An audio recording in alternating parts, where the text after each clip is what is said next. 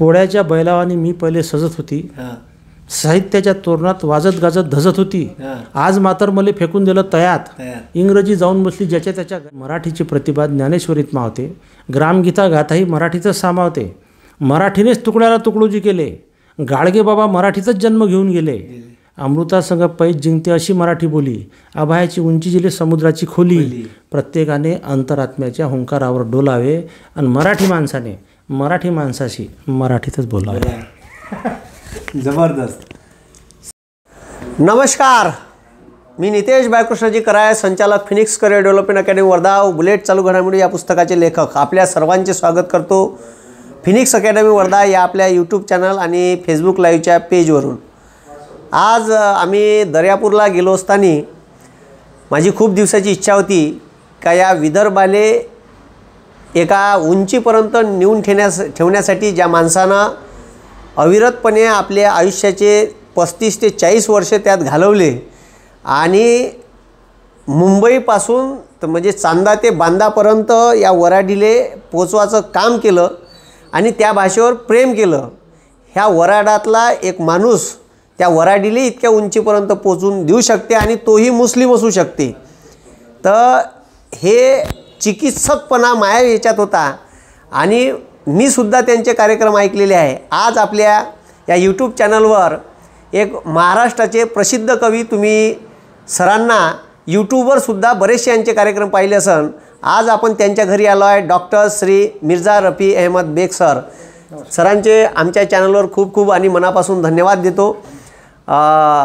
इथे याच्या पहिले त्यांच्याशी आमचा उत्स्फूर्त असा संवाद झाला, विनोद झाले. सर, तुमचं जे हे मराठीवरचं प्रेम आहे, म्हणजे तुम्ही ज्या गावातून आले तिथून मिळालं का?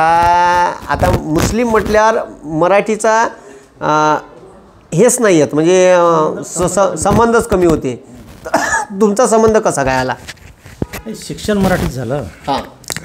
मराठीत झालं आणि आमच्या गावात मुस्लिमांची संख्या एक 8 ते 10%. त्यामुळे उर्दू शाळा मागे आमची लहानपणी नव्हती. उर्दू शाळा आजही आमच्या गावात नाही आहे. तर मग धार्मिक शिक्षण घ्यायसाठी जे मदरसे वगैरे असतात तिथं जाऊन कुराण वाचन करणे, उर्दूचं तिथपर्यंत मर्यादित राहिलं ते. आणि शिक्षण मराठीतच झालं त्याच्या. आणि आजूबाजूला सगळे मराठी लोक, सलाम करणारे कमी, रामराम करणारे जास्त. तर मीही लोकांना जनरली रामरामच करतो. कारण कसं आहे का, जे आपण जन्मभर ज्या गोष्टी घेऊन चाललो त्या गोष्टी काही सुटत नाही. बरोबर आहे. आणि ज्या गोष्टीचा आपल्याला त्रास नाही, उलट त्या गोष्टीमुळे आपलाही प्रभाव पडतो समोरच्यावर, त्यालाही असं वाटतं की हा आपला माणूस आहे. आणि मग मराठी शिक्षण झालं आणि त्यामुळे मराठी यायला लागली. तेव्हा 1ली, 2री, 3ऱ्या वर्गात असं शिकायला होतो तेव्हा सुद्धा मला कवितेचं आकर्षण होतं. अभ्यासक्रमात ज्या कविता असायच्या म्हणजे गद्य आणि पद्य, तर गद्यापेक्षा माझा ओढा पद्याकडे जास्त होता. आमच्या वेळेस म्हणजे मी आता मॅट्रिक होऊन 50-51 वर्ष झाले, तेवढं तुमचं वयसुद्धा नाही. तर त्यावेळेसच्या प्रायमरी शाळेत म्हणजे आजपासून 60 वर्ष आधीची गोष्ट सांगून राहिलो मी तुम्हाला. त्यावेळेस कशा कविता राहायच्या, हे घेऊ का ते घेऊ, दुकानं उचलून का नेऊ, अशा स्वरूपाच्या कविता राहायच्या. आणि मला ते इतक्या आवडायच्या की एकदा वाचलं की ते कविता पाठवून जायच्या. मग मी 3रा 4था असा शिक्षण पुढं करत, मी अभ्यासात हुशारच होतो. तर मी पोहोचलो 7व्या वर्गात आणि तिथून मला थोडासा छंद लागला कविता करायचा. तर मला काय वाटते का, हे काहीतरी आपण टलेट रिलेरी लावतो बाबा. परंतु जेव्हा मी 8व्या वर्गात गेलो तेव्हा मी पहिली कविता लिहिली. तर ती कविता अशी होती का, हा प्रणाम माझा भारत मातेला, पुत्र मी तिचे रक्षण करण्याला. त्याच्यावर देशप्रेमाची कविता लिहिली. पण ती दाखवली नाही कोणाला. मला असं वाटतं का मी कोणाला कविता दाखवली तर तो हे समजा का दुसऱ्याची आणली बा. तर म्हणून मी कोणाला काही दाखवली नाही. मी पहिलेपासून भिडस्त, मी म्हणजे असा भिडस्त का कोणी फुस म्हटलं तर मी बोंबलून द्यायचा. कुत्रं दिसलं तर घरी वापस. आता कुत्र्याला भेट नाही, बायकोली भेट नाही, हा भाग वेगळा. तर मी असा थोडासा घाबरट माणूस होतो. पण 8व्या वर्गात मी कविता लिहिली आणि तुमच्या वर्ध्याचे देवीदास गंगाराम सोटे प्राचार्य, तुम्ही नाव ऐकलं का? एक प्राचार्य सोटे म्हणून वऱ्हाडी विनोदी कविता लिखाण करणारे गृहस्थ होते. ते आता प्रिन्सिपल झाले, त्यानंतर निधन होऊनही 10-15 वर्ष झाले. रामनगरमध्ये राहायचे ते. आणि त्यांच्या कविता पेपरात यायच्या. आणि माझे वडील त्यांना मराठी, हिंदी, उर्दू आणि संस्कृत एवढ्या भाषा यायच्या माझ्या वडिलांना. म्हणजे भाषाप्रभू होते ते. तर आमच्याकडे उर्दूचे, हिंदीचे मराठीचे असे दैनिक मासिक वृत्तपत्र यायचे, त्याच्यात त्यांच्या कविता यायच्या देवदास सोटे साहेबांच्या, आणि ती सगळ्या गावरानी भाषेत राहायच्या, जी भाषा आपल्या खेड्यात वापरतो आपण. तर त्या कविता कशा राहायच्या, घेणं रे बाबू पेन्न चहा, आता काऊन करतं क्या क्या. ही देवदास सोटेंची कविता आहे. हे मी माझ्या नावाने खपवली तरी चालते, पण ही कविता त्यांची आहे. तर बघ, घेणं रे बाबू पेन्न चहा, आता काऊन करतं क्या कहा. सकाळी जपीतून पोट्ट उठलं, तोंड नाही धुतलं, घरात घुसलं, बमले मायपाशी चहा मले देणं, माय म्हणे जरासा थांबूनच जाणं, पोट्ट्यानं भल्ली किरकिर केली, मायली बी एकदम सन्नकच आली, धसकन गणतीनं चुलीवर मांडला, भस्कन चुलीत उभाया लावला. आणि हे त्याची अशी कविता होती ते. आणि ती कविता मी वाचली, मला ती आवडली, मला मग विनोदी कवितेकडे वळलो मी. आणि माझे काका होते एक मजिद बेग मिर्झा, त्यांचं निधन झालं आता. तर आम्ही 15-16 बहीण भाऊ, 7 भाऊ होतो आम्ही. आणि त्यावेळेस असे रंगीबेरंगी कपडे नव्हते काही, बस एक तर हरक नाही तर त्याला काय म्हणू बा सहन, एक तर 2च कपडे होते, म्हणजे कॉटनचे कपडे. एक राय सहन, ते राय ₹1 मीटर, आणि एक राय हरक, ते राय झन्नावून ₹1.25 मीटर. तो जो श्रीमंत राय तो त्या हरकचा कपडा वापरे, आणि जो गरीब राय तो सहनचा कपडा वापरे. तर जेव्हा मी त्यांच्या कविता वाचण्यास सुरुवात केल्या आणि मग कविता मी लिहायला लागलो, तर आम्ही जे 6-7 भाऊ होतो, तर आमचे कपडे म्हणजे पॅन्ट शर्ट पायजामे एकाच ठिकाणी लटकून राहायचं. तर मग आता एक दिवस मग कोण कोणाचं घालून जाय काही पता नाही लागेल, तर मला काही दुसऱ्याचे कपडे घाला वाटे नाही. मी एक दिवस आतून आलो, माझ्या काका त्या बंगेवर बसून होते, तिथं माझा शर्ट मी जो माझा समजून काढला तो माझ्या दुसऱ्या भावाचा निघाला. तर मला हे समजे नाही की बा माझा शर्ट कोणी नेला. शर्टाला आमच्या हिंदीत उर्दूत कमीज म्हणते, कमीज. तर मी एक सहज 2 ओळी म्हटल्या का, म्हटलं कौन है वो बदतमीज ले गया मेरा कमीज. तर मग माझे काका उठून बसले, अरे बोले किसने लिखा, बोले अरे मला अभी बोला म्हणे, अरे तू म्हणे वराडी, म्हणजे वराडी म्हणण्यापेक्षा विनोदी कविता लिही म्हणे. मग मला एक सपोर्ट भेटला आणि देवदास सोटेंच्या कविता मी वाचायला लागलो. मग त्यांच्या कविता लोकमतमध्ये त्यांचं एक सदर चालायचं, मी सोटे बोलतो आहे, आणि दर रविवारी त्यांची कविता यायची. मग त्यांच्या कविता कशा असायच्या माहिती आहे का, आता लोक ज्वारी पेरत नाही त्याच्यामुळे बांड होणं, तुमचं पिसाळ होणं हे आता लोकांना समजत नाही, पण त्यावेळेस लय मार्केट म्हणजे बांड होणं म्हणजे जे ज्वारीचा धांडा कणूस टाके नाही ते, पिसाळ होणं म्हणजे ज्याच्यात दाणे भरत नाहीत ते. आणि त्या ज्वारी जेव्हा कणूस टाकाच्या याच्यात यायची तेव्हा खालून टाऊक नावाचं एक तण निघे आणि ते ज्वारी बांड जाय. तर त्याच्यावर त्यांनी कविता लिहिली होती का, येणं का शामराव कहाडणं खांड, खांड म्हणजे सुपारीचा तुकडा, येणं का शामराव कहाडणं खांड, तूही गेली बांड बाबा माही गेली बांड. आता ते कविता मला इतकी आवडली पहा. तर त्यांचं एक मोठं कडवं आहे आणि जबरदस्त आहे. आपण कसं कर्ज काढतो शेतीसाठी आणि मग त्याचा जो आपल्याला त्रास होते त्याच्यावर त्यांनी म्हणजे एक मला त्यांची आवडलेली सगळ्यात चांगली कविता. त्याले लोक तगाई म्हणे, पहिले त्याचं कर्ज काढणं म्हणजे त्याने लोक तगाई म्हणे. तर त्यांनी असं लिहिलं का, गुदस्त म्या मग तगाई काढली, अर्धी त्याच्यातली साहेबानंच खाल्ली, 800 दिल्ले 500 लेले असे म्या लेहडे साहेब नाही पाहिले. म्या कसं घडीभर केलं टनटन, चपराशी म्हणे मला हे बी नाही भेटन, म्या मग घेतले घातले खिशात, बोलणं अडके घशातल्या घशात, मग कसं जुईलं पोरीचं लगन, भक्कन गेली बाबा लग्नात रक्कम. एक दिवस साहेबकानी गावात आला, पैशासाठी त्यानं तगादा केला, पैसेच नव्हते कुठून शान देईन, थो म्हणे वावर हर्रास करीन. असं कसं वावर हर्रास करता आणि 500साठी का जमीन दाबता. उठलो मनसान खोसले ओटे, मग तो इच्छा तिथं बसे. मले बी एकानं दिलाच सल्ला, म्या बी कचेरीत केलाच कल्ला, का 800 दिले 500 दिले 800 लिहिले, वरचे 300 साहेबानं खाल्ले, वरतून त्याला बी हुकूमच आला, एवढाही साहेब कैदीत नेला. घेणं रे बाबू पैसे खाणं, कुयाचा सल्ला उलटा देणं, आणि कैदीत करते डिंग डांग डांग, आणि येणं का शामराव कहाडणं खांड, आणि तूही गेली बांड बाबा माही गेली बांड. हे देवदास गंगाराम सोटे प्राचार्य जे माझे गुरु आहे समजा, तर त्यांच्यापासून मी हे कविता लिहायला लागलो. मग आणि मग हळूहळू असं स्थिरावत गेलो मी. तर वन मॅन शो मी सुरू केले. मी जेव्हा धामणगाव रेल्वेला 1977 ते 80पर्यंत DHMS होतो, तेव्हाच मी वन मॅन शो सुरू केले. तोपर्यंत मी सोटे साहेबांना पाहिलेलं होतं. तुम्ही डॉक्टरी पेशातली? हां, मी डॉक्टरी पेशातला. म्हणजे मी मॅट्रिकमध्ये 1ल्या नंबरनं पास झालो, पण गणित माझा विषय खरा होता, तर त्याची कॉपी केली. का आता हे याच्यासाठी कबूल करून राहिलो का आता त्याचे पुरावे काही उपलब्ध नाही आहे. आणि मग मी आपला जास्त मार्क भेटले म्हणून माझ्या बाबानं मला अमरावतीच्या गव्हर्नमेंट पॉलिटेक्निकमध्ये टाकलं. मी तिथं नापास झालो. मग वापस गेलो. 2 वर्ष शेतीत टोले घेतले, चांगले बैरंबाचे टोले घेतले. मग ती शेती आपल्याला परवडली नाही. मग धामणगाव रेल्वेले कॉलेज उघडलं. मग त्याला पोट्टे नाही भेटे आणि मला कॉलेज नाही भेटे. मग माझी ॲडमिशन झाली, कॉलेज सुरू झालं, मी पास झालो, कॉलेज बंद झालं. 2 बॅच निघाल्या, कॉलेज बंद झालं. तुम्ही कोणाकोणी माहिती काढा, धामणगाव रेल्वेचं होमिओपॅथिक कॉलेज बंद झालं. तुमच्या इथं स्वावलंबी नावाचं होमिओपॅथिक कॉलेज होतं वर्धेला, ते बंद झालं. मग मी DHMS केलं. मी दवाखाना टाकला. दरम्यान साहित्य संमेलनात गेलो, मग कविता त्याच्यात आल्या. मग नंतर कवी संमेलन जायला लागलो. तर जेव्हा मी धामणगावला शिकायला होतो, तर जेव्हा माझ्या मित्रांना माहीत झालं का हा कार्यक्रम करू शकते तासभर, मग कोणी कान धरेन चाल माझ्या घरी. आणि मला असं वाटते का बाई इथं बसून भाकरी करण्यापेक्षा, तेव्हा असं नव्हतं काही 15,000 दे बा आपण पोरग लॉजमध्ये जेवे, तेव्हा हातानं भाकरी बनवावं लागे, म्हणजे पोया करावं लागे. तर मग चला जेवायला ते भेटते. तर जेवायच्या भरोश्यावर 5-15 गावात जाऊन मी कार्यक्रम केले. मग कवी संमेलनात जायला लागलो. मग हे मोठे मोठ्या कवी लोकांसोबत वावरायला लागलो. आणि त्याच्यानंतर मग कवितेत थोडासा दुरुस्त होत गेली, बदल होत गेला. मग मी थोड्याशा कविता बदलवल्या. पहिले माझ्या स्त्रीविषयक कविता राहायच्या, एक वयाच्या हिशोबानं. आणि मग मी थोडासा, मला असं वाटायला लागलं का म्हणजे सामाजिक जाणीव त्याच्यात आली पाहिजे. तर मग मी जशा कविता लिहायला लागलो.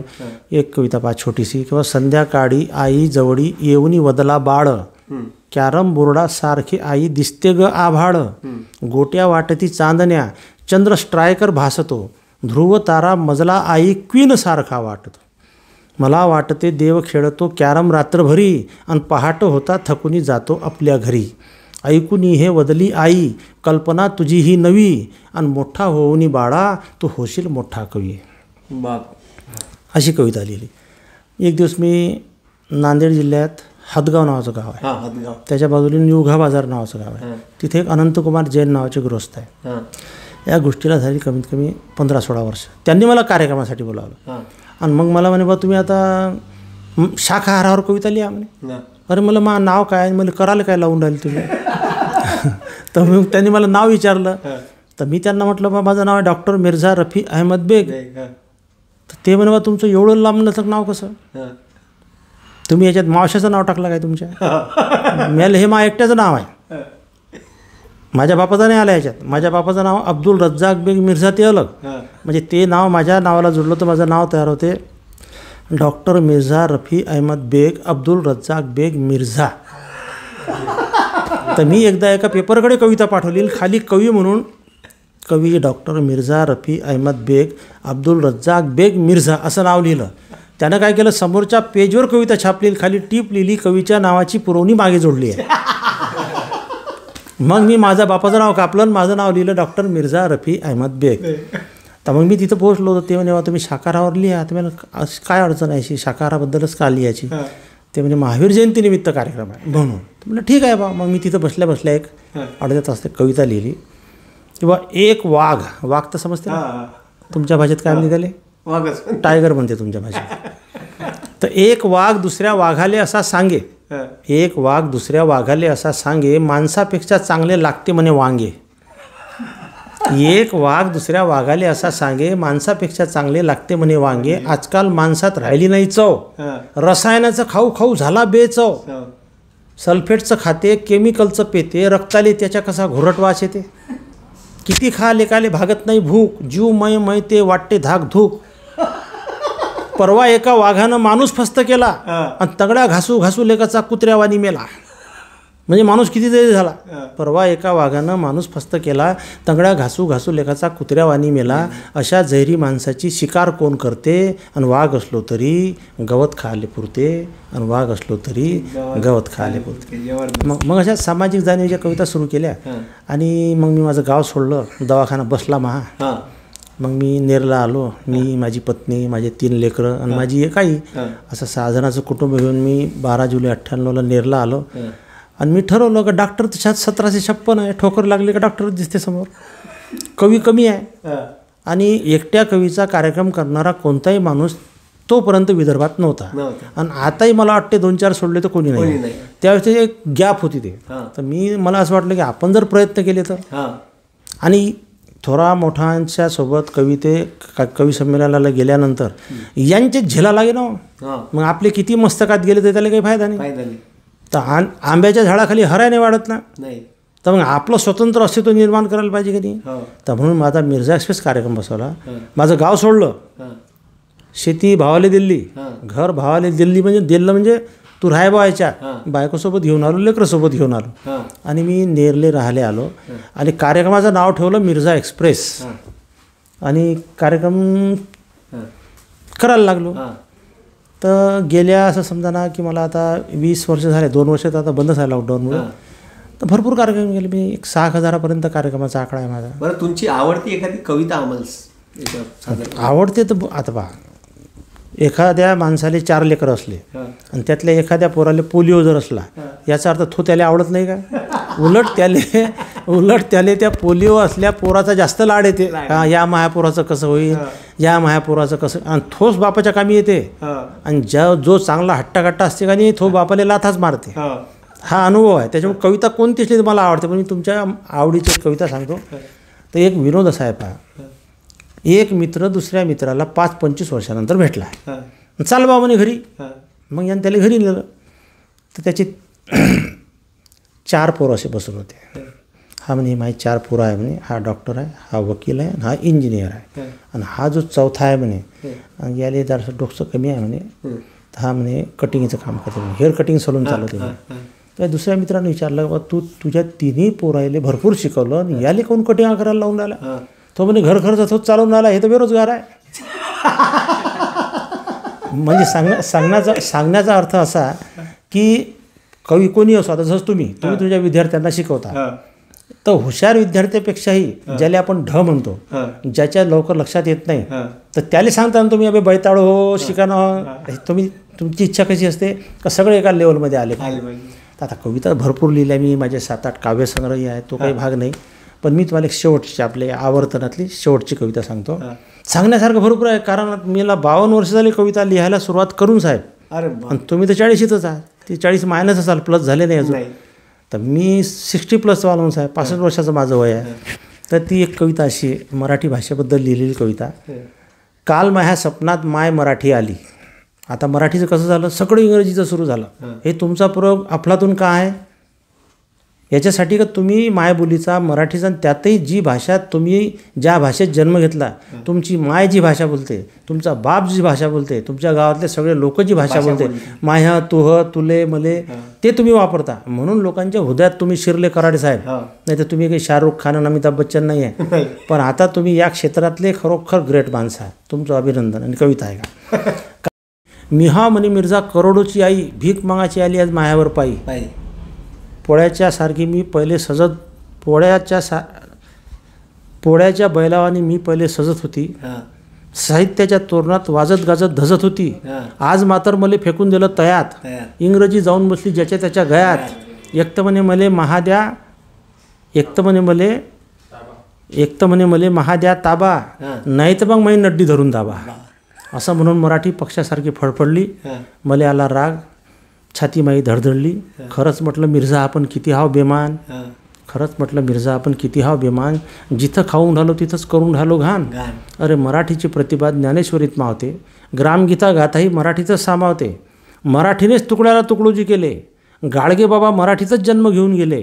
अमृतासंग पैज जिंकते अशी मराठी बोली, अभयाची उंची जिले समुद्राची खोली. प्रत्येकाने अंतरात्म्याच्या हुंकारावर डोलावे आणि मराठी माणसाशी मराठीतच बोलावे. जबरदस्त. सरांचं मराठीसाठी खूप मोठं योगदान आहे. म्हणजे सरांचा मला सगळ्यात पहिले फोन आला होता का कराय सर म्हणे तुम्हाला भेटायचं आहे. म्हटलं मलाच एवढा आनंद झाला, मी मिर्झा एक्सप्रेस बोलत आहे. म्हटलं मीच अवाक झालो होतो, मी घरीच होतो, मांडवेलेच होतो तेव्हा.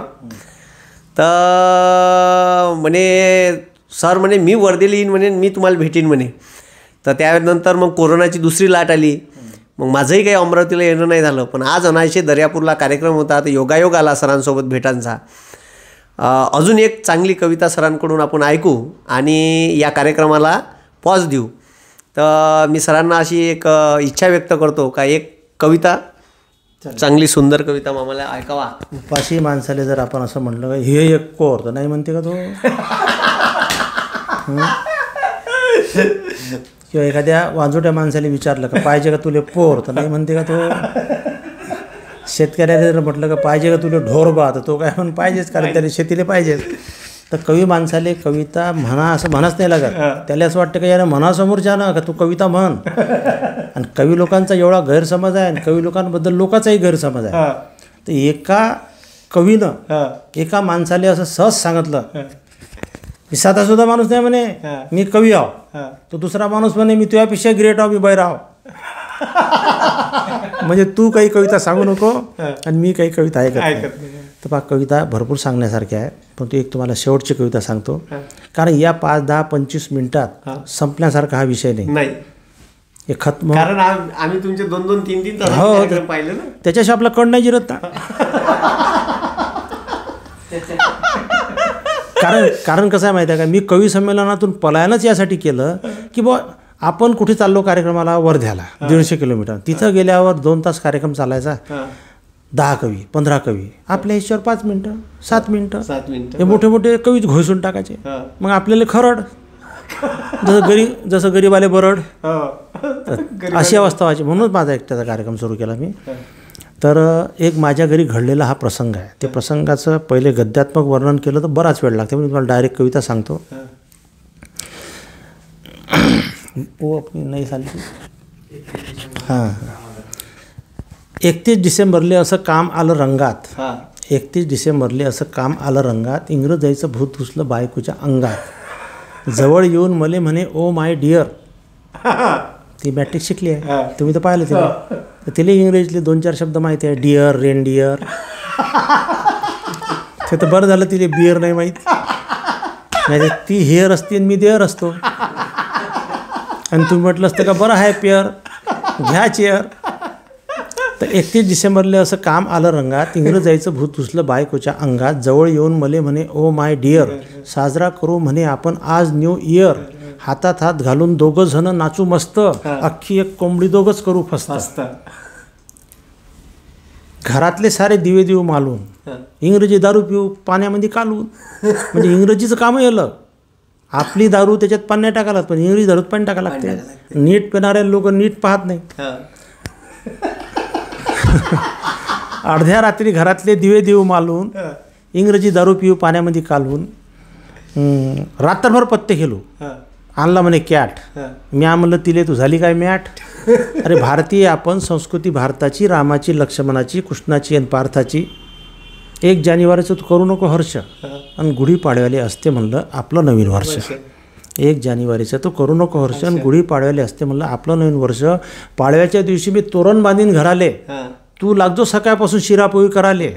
संस्कृती संग थोडीशी नाळ ठेव जोडून, आणि डोक्याला नको बांधू म्हणलं कमरेचं सोडून.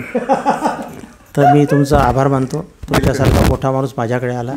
आणि आम्ही मोठे म्हणजे कसे, आम्ही तुमच्यापेक्षा मोठे जाव, फक्त 25 वर्षानं. आम्हाला म्हणजे अक्षरशः पोट धरू धरू हसायला लावलं सरांनी. आणि आलो तेव्हापासून आम्ही हसूनच राहिलो. तुम्हालाही या कार्यक्रमातून एक चांगला विनोद आणि सोबतच वऱ्हाडी जपून ठेवणारा एक माणूस, ज्याची आम्हाला अशी उत्सुकता होती की आम्ही कधी कधी सरांना जाऊन भेटतो. आणि एक डॉक्टरी पेशातला माणूस या मराठीची वऱ्हाडी भाषेची बोलीभाषा जपून ठेवण्यासाठी अखंड काम करून राहिले. आता वय थकलं त्यांचं. कोरोनाच्या काळात 2 वर्ष कार्यक्रमही कुठे लागले नाही, का जाता आलं नाही. तर म्हणून म्हटलं चला सरांसोबत योगायोग आला अमरावतीला येताना, का सरांची भेट घ्यावं. आणि खूप चांगला म्हणजे आमची जी भेट आहे ते खूप एक चांगली भेट झाली. सुरुवातीला तर आम्ही आता रेकॉर्डिंग केली नाही.